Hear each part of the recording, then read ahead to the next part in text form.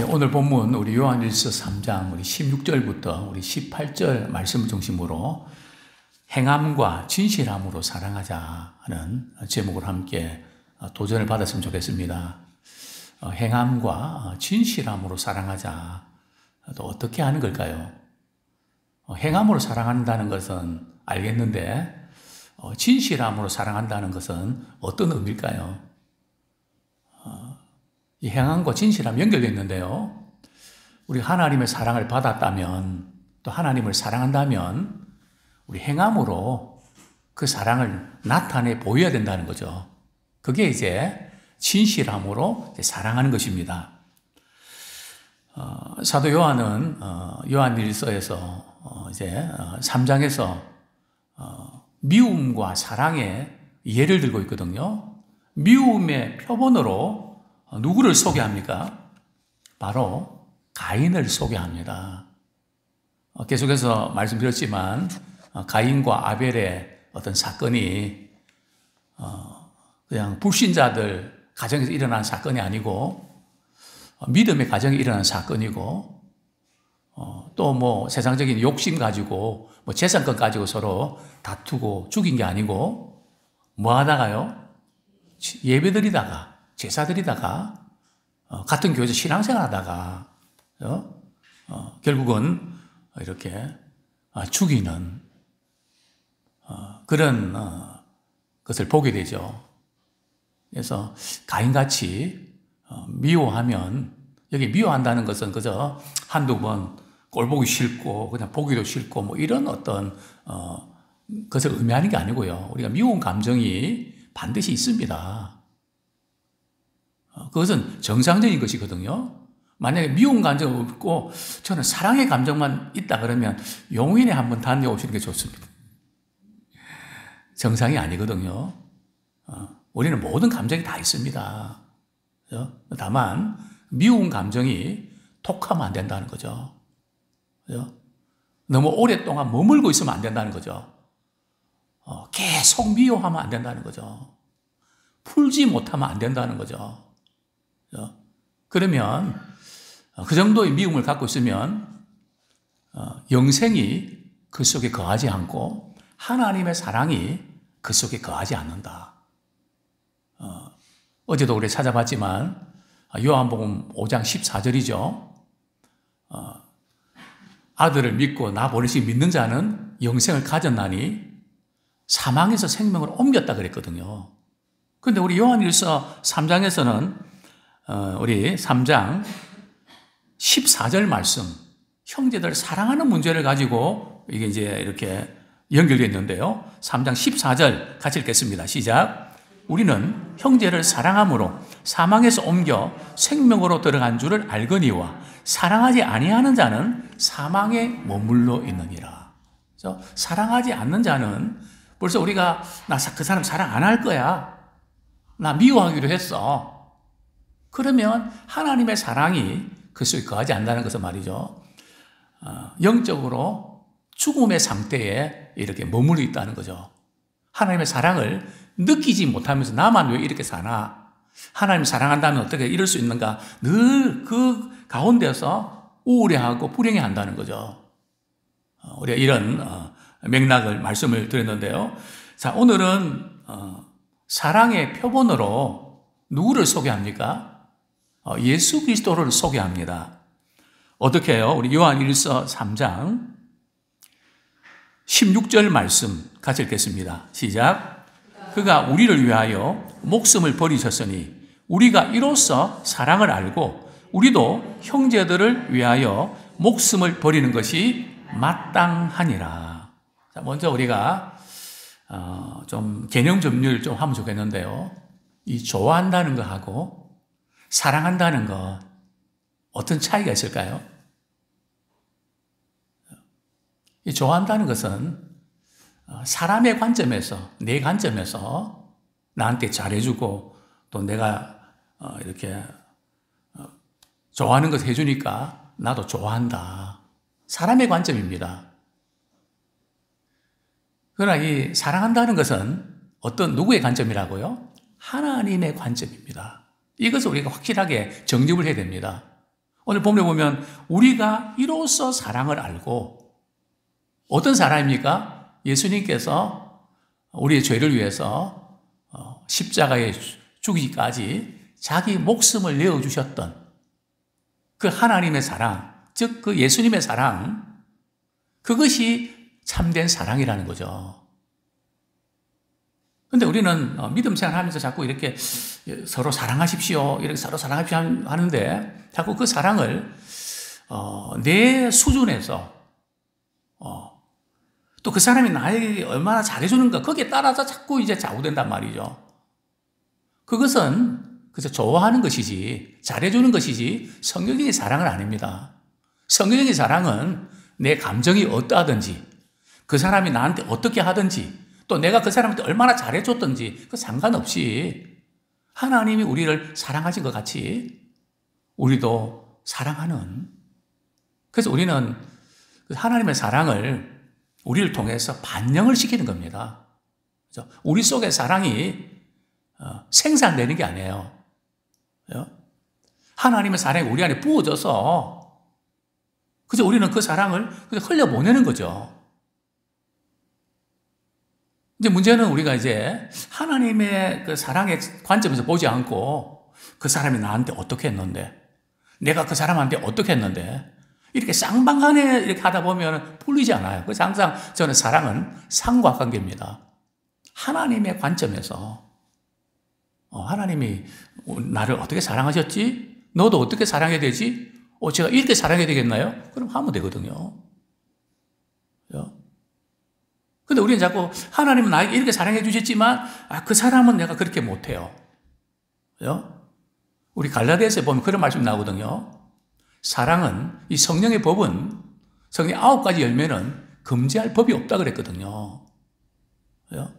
뭐 이런저런 이유로 차단되면 안 된다는 겁니다. 근데 우리는 너무 많이 차단을 시키죠. 성령의 열매는 금지할 법이 없다. 제가 이전에 말씀드렸습니다. 뭐 꽤 오래전이죠. 청계산 기도원에 한번 우리 기도하러 한번 간 적이 있습니다. 집사님들, 권사님들이 같이 간 적이 있는데, 점심을 먹고 이제 그때만 해도 청계산에 좀 시냇물이 많이 흐르는, 물이 많았던 때인 것 같습니다. 이제 시냇물을 바라보는데 위에서 물이 이제 내려와서 말이죠. 작은 그 바위를 둘러싸고 넘지를 못하고 계속 맴도는 겁니다. 계속 그 자리에서 계속 맴돌고 겁니다. 제가 물에게 이야기했습니다. 넘어가야 되는데 넘지 못하고 그 바위에 이렇게 장애물에 걸려서 계속 맴도니까 답답하지, 힘들지. 저라도 좀 이렇게 넘겨주고 싶었습니다. 그런 차에 저 위에서 말이죠. 많은 물이 이렇게 흘러내려서 이렇게 그 바위를 덮으면서 흘러가는, 저는 그것을 보면서 참 큰 도전 받았습니다. 그렇구나.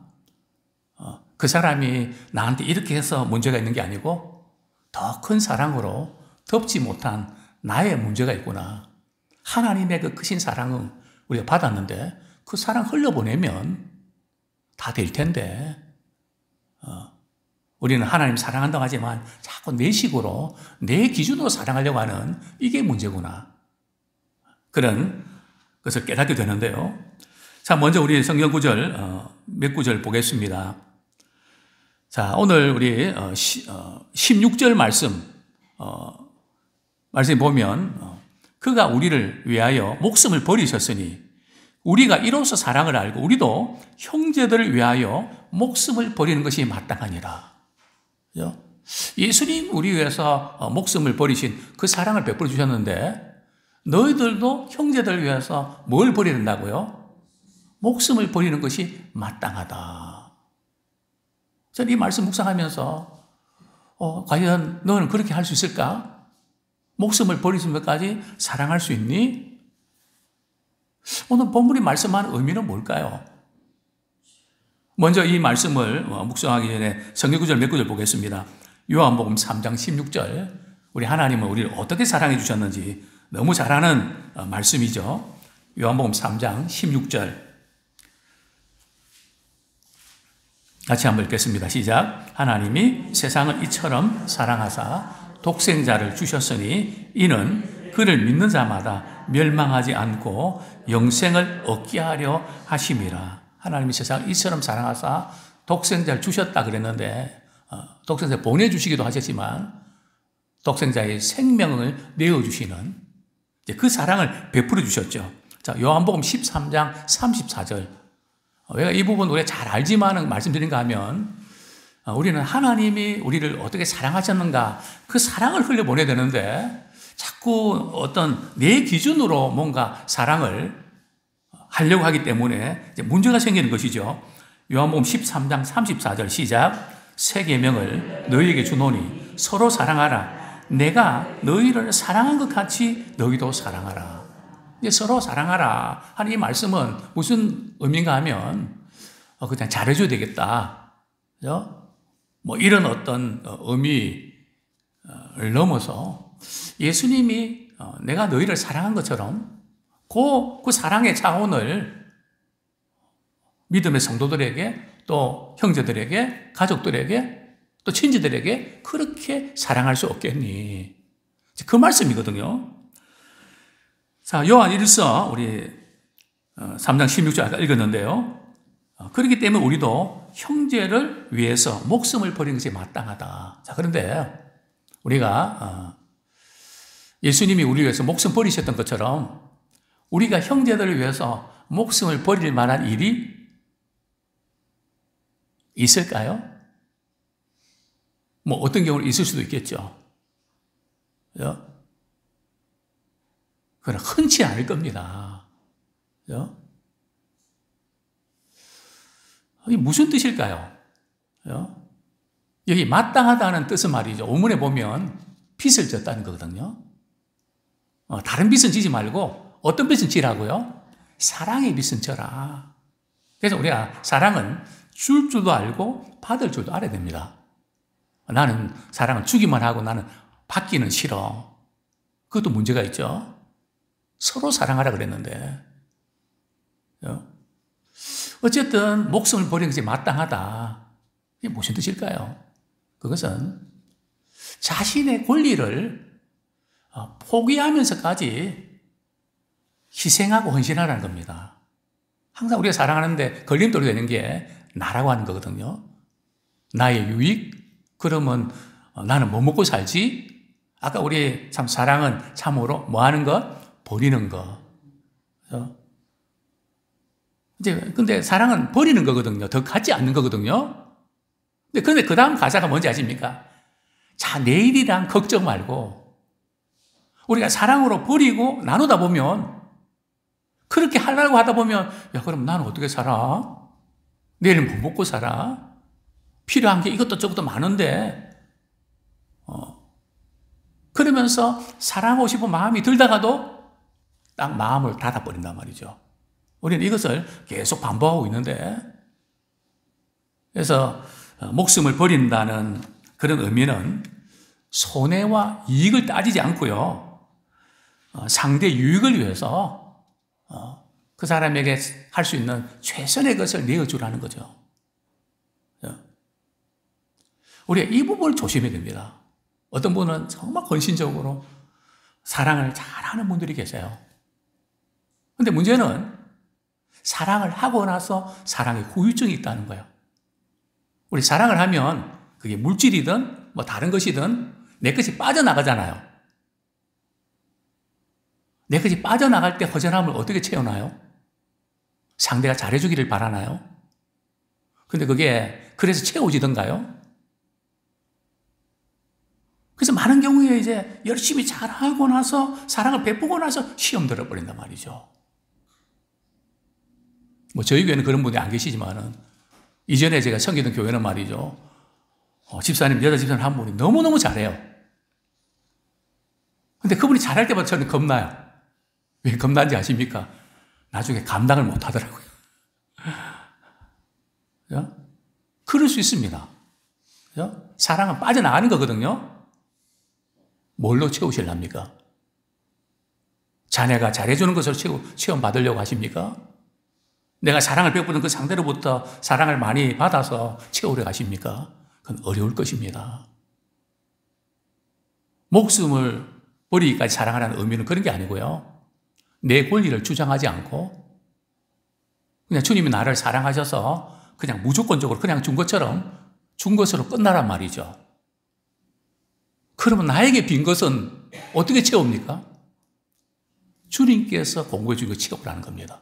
근데 주님께서 공급해 채우지 않고 사람으로부터 체험 받으려 그러니까 문제가 생기는 거죠.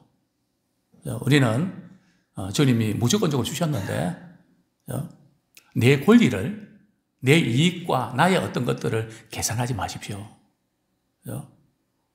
자기 권리를 포기하는 것, 또 상대방의 이익을 위해서 최선의 것을 내어주는 것, 그것이 목숨을 버리면서까지 사랑하는 것입니다.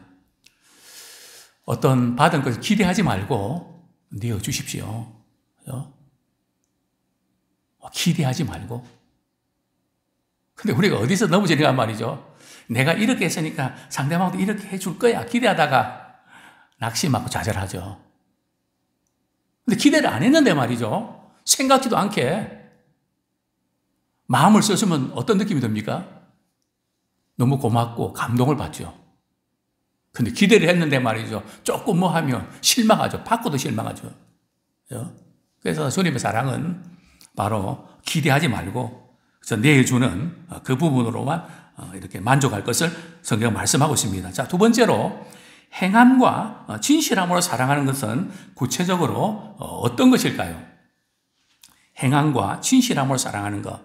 자, 17절 말씀 같이 읽겠습니다. 시작.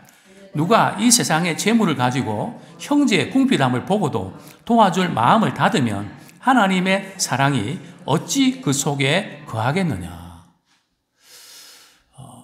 사랑을 하되 목숨을 내어주기까지 사랑하라. 구체적인 방법이 뭐냐? 그죠? 실제적으로 우리 생활 속에서 적용할 수 있는 게 뭐냐? 그것을 지금 18절, 17절, 18절 말씀 제시하고 있거든요. 목숨을 내어주는 구체적인 방법. 뭐 대단하고 큰 그런 게 아니고 어떤 것입니까? 우리 신앙생활 하다가 또 교회 안에서 너무 힘들게 살아가고 요즘 표정이 많이 어둡고 걱정거리가 많고 많이 힘들어하는 것 같다. 이것이 이제 우리에게 보여져야 되죠. 이것을 알 수 있어야 되죠. 오늘 본문에 보면 일생 재물을 가지고 형제 궁핍함을 보고도 보는 것, 관심을 갖는 것, 또 상황을 우리가 헤아리는 것, 서로 나누는 것. 이 헨리 틸리케가 말이죠. 이런 말을 했는데 참 공감이 됩니다. 당신이 동료들의 고통에 대해서 얼마나 많이 아는지 내게 말해주면 당신이 얼마나 그들을 사랑하는지 내가 말해주겠어. 그러니까 같은 교회 안에서 또 우리 목장 안에서 서로 이렇게 신앙생활 같이 하면서 그분이 지금 살아가는데 뭐가 힘든지 뭐가 어려운지 그것을 많이 아는 만큼 사랑하게 되어 있다는 겁니다. 그런데 우리는 지금 옛날하고 다르게 이렇게 서로의 상황들 알아가는 것이 절대 부족합니다. 또 우리 이렇게 문화가 말이죠. 그런 것을 또 이렇게 아는 것 자체를 부담스러워 합니다. 또 나누는 것 자체를 힘들어 합니다. 사실은 주님이 우리에게 원하시는 것은 그게 아니거든요.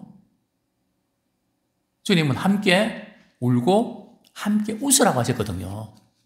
함께 알고 웃고 웃으려고 그러면 알아야죠. 전혀 모르는데 어떻게 그게 가능할까요? 또 우리가 그리스도의 지체라며요. 한 몸이 아프면 다른 부위가 한 부위가 아프면 다른 것도 같이 아픈데 우리는 모른단 말이에요. 그죠? 우리가 이게 치통이 생기고 이러면 얼마나 온 신경이 곤두섭니까? 그래서 바로 이런 부분들 우리가 알아가는, 뭐 이렇게 뭐 의도적으로 뭐 알고 이런 것보다는 자연스럽게 말이죠. 툭툭 던져도 괜찮은 관계. 이제 그러면서 우리 하나님께서 우리의 마음에 감동을 주시거든요. 이런 경우에 참 마음을 가져야 되겠구나. 아주 지난번에 이제 우리 서산에 갔을 때 이렇게 여러분들이 뭐 이렇게 물품 구입하는데 참 귀한 헌금도 해주시고 또 이렇게 봉투를 준비해서 이렇게 전해드리는 거 참 그 부분에 센스가 있다. 그죠? 쉽지 않거든요. 그래서 그 부분 참 이렇게 정말 참 잘하신다. 이렇게 제가 이렇게 생각을 했는데요. 우리가 마음을 이렇게 쓰는 거. 저도 이제, 이게 좀 식사비도 도시락도 주문하고 참 이게 지금 계속 붙는 거거든요. 여러 가지 많은 것들이 들어갈 텐데, 사실 걱정을 하고 조금 제가 갔었는데, 이렇게 참, 위로와 격려해 주셔서 너무 감사한데요. 그 모든 것들을 보고 알고 같이 아파하는. 그래서 조금 어떤 문제가 있으면 이거 어떻게 해요? 같이 나눌 수 있는 관계. 그러면 참 좋겠습니다. 우리를 교회에 불러주신 것은 바로 그 부분에서 우리가 같이 알아가고 우리 하나님께서는 어떻게 일하시나요? 오늘 본문에 보면 16절에 보면 자녀들아 우리가 말과 혀로만 사랑하지 말고 행함과 진실함으로 하자. 우리가 자칫 잘못하면 우리가 사랑을 이야기하면서 말과 혀로만 말만 많은 그런 격이 된단 말이죠. 그래서 우리는 말을 많이 하기보다는 뭐가 필요하지? 그냥 행동으로 역할을 감당하는. 제가 이전에 이제 노회 뭐 종회 일을 하면서 제가 회의를 하면 참 짧게 끝납니다. 대개 이제 회의하다 보면 합시다, 맙시다 이걸 가지고 막 경론하거든요. 그래 하지 말자 그러면 서로 또 마음 상해서 시험 들고. 그래서 저는 그런 중요한 정책들은 목회자나 당회나 또 우리 목장의 리더들이 그런 부분들을 깊이 고심해서 하자 말자 뭐 이런 어떤 부분보다 어떻게 하면 잘할 수 있을까? 이거 하는데 뭐가 필요한데 누가 해주시겠습니까? 제가 하겠습니다. 제가 하겠습니다. 그죠? 그래서 참 교회를 사랑하고 어떤 그런 마음들이 모일 때에 힘을 받거든요. 근데 그렇지 않고 이게 해야 되냐 말해야 되냐 이 부분에서 물론 어떤 것은 이렇게 서로 논의해서 고민하면서 결론 도착 필요합니다. 그죠? 그래서 저는 이제 회의할 때 늘 그런 어떻게 하면 잘할 수 있을까? 그 부분에서 우리가 도출하는 말과 혀로만 아니라 또 우리는 말로만 위로하고 기도로만 때우면 안 됩니다. 그죠? 제가 기도로 때운다는 표현이 조금 좀 강한 표현인데요. 왜 그런가 하면 제가 이렇게 우리 성도님들 위해서 또 다른 우리 후배 목사님들 위해서 기도할 때 하나님 아무개 목사님 또 이렇게 많은 위로와 사랑이 필요한데 우리 하나님 필요한 것들을 도와주세요. 그때 하나님께 제게 이런 도전 주시더라고요. 얘는 말로만 때우냐? 네가 있는 것으로 네가 할 수 있는 것으로 사랑을 베풀지. 물론 기도하지 말라는 거 아닙니다. 기도해야죠. 그죠? 근데 하나님이 어떻게 일하기 원하시는데요? 우리를 통해서 감동 주시고 소원 주셔서. 그죠? 근데 문제는 하나님께서 우리에게 그런 감동과 소원 주실 때 뭐 하지 말라고요? 마음을 닫지 마라. 그죠? 마음을 닫지 마라. 부부 사이에도 서로 그저 가정에서 쓰는 것들이 늘 많기 때문에 서로 갈등할 수 있거든요. 그러더라도 저는 하나의 원칙을 가지고 그렇게 합니다. 가만히 보면 저보다 우리 집사람이 통이 좀 큽니다. 통이 크다는 게 무슨 의미인지 아시죠? 이거 지금 이렇게 좀 쓰면 좋겠는데, 그렇게 하면 문제가 생기는데, 그러나 하나님께서 마음 주시면 그렇게 하자. 100% 그렇게 못하지만은, 하나님 소원 주시면 마음 닫지 말자. 좀 무리해도 주님 주신 마음으로 하자. 도와줄 마음을 닫지 마라. 왜냐하면 도와줄 마음을 닫아버리면 하나님의 사랑이 어찌 그 속에 거할 수가 있겠냐. 이게 하나님의 사랑은 말이죠. 우리 하나님의 사랑을 받았는데 그 사랑으로 우리가 실천해야 되는 그 사랑을 말하는 거거든요.